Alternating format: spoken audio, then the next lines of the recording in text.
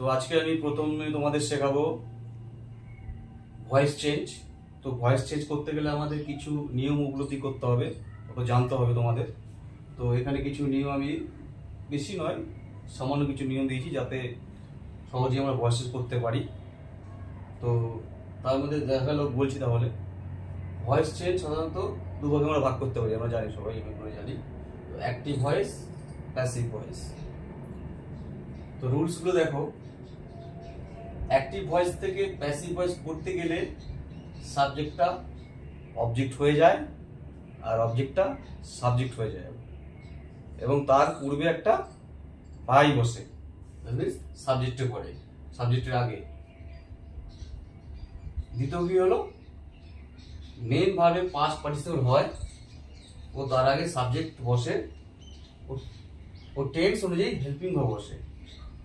তো এই নিয়মটা তোমরা যখন আমি উদাহরণ দিয়ে বোঝাবো তখন প্রতিটার সঙ্গে প্রতিটা মিলে যাবে, এটাই সুবিধা। তাহলে তোমাদের একটা উদাহরণ আমি দিচ্ছি, যেরকম ফলো করো। যদি আমরা লিখি যে Ratan plays football in the field, তো এই এক্সাম্পল এর অ্যান্সার এটা তোমার করা আছে, তোমাদের অ্যাক্টিভ ভয়েসে করা আছে এক্সাম্পলটা। এবার আমি প্যাসিভ ভয়েসে করবো। তো প্যাসিভ ভয়েস শুরু করবো, হ্যাঁ, অ্যাক্টিভ থেকে প্যাসিভ। তো দেখি আমি কিছু একটা নিয়ম বলি আমি, যেটা অ্যাক্টিভ থেকে প্যাসিভটা করবো, তোমরা তাহলে বুঝতে পারবে। তাহলে এখানে সাবজেক্ট কে আছে? রতন। তুমি বলছো না, তুমি দেখো সাবজেক্ট রতন, এটা আছে মেন ভার্ব, এটা আছে অবজেক্ট, এটা আছে আদার্স, দিতে পারো এক্সট্রা। যাই হোক, তো অবজেক্ট কি আছে? ফুটবল আছে, এটা সাবজেক্ট হয়ে যাবে।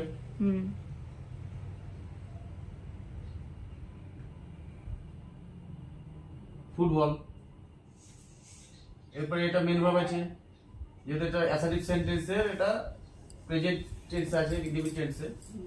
তো এই যে তুমি ইজ দিয়ে করে দেবে, ফুটবল ইজ,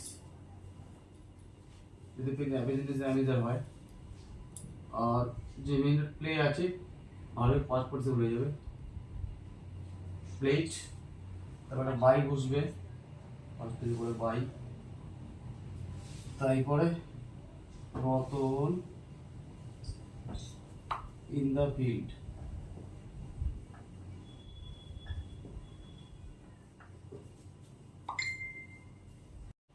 এখানে কি আছে? Ratan plays football in the field আছে করা।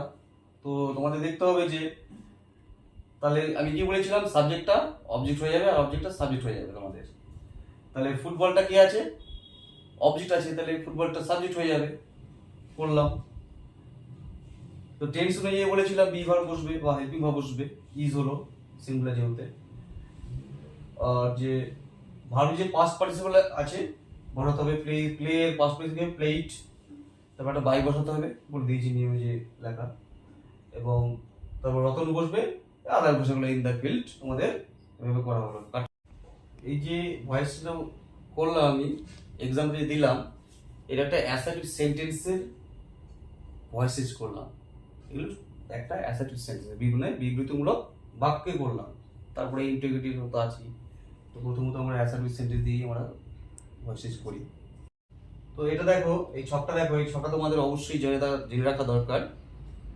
তো অ্যাক্টিভ ভয়েস থেকে যেমন প্যাসিভ ভয়েস হবে, সাবজেক্ট কি হয়ে যাবে? আই থাকলে মি হয়ে যাবে, ইউ থাকলে ইউ হয়ে যাবে, উই থাকলে আজ হয়ে যাবে, দে থাকলে দেম হয়ে যাবে, হি থাকলে হিম হয়ে যাবে, সি থাকলে হার হয়ে যাবে, ইটি যা আছে এক্সেট্রা সবই, তারপরে যা থাকবে তাই হয়ে যাবে।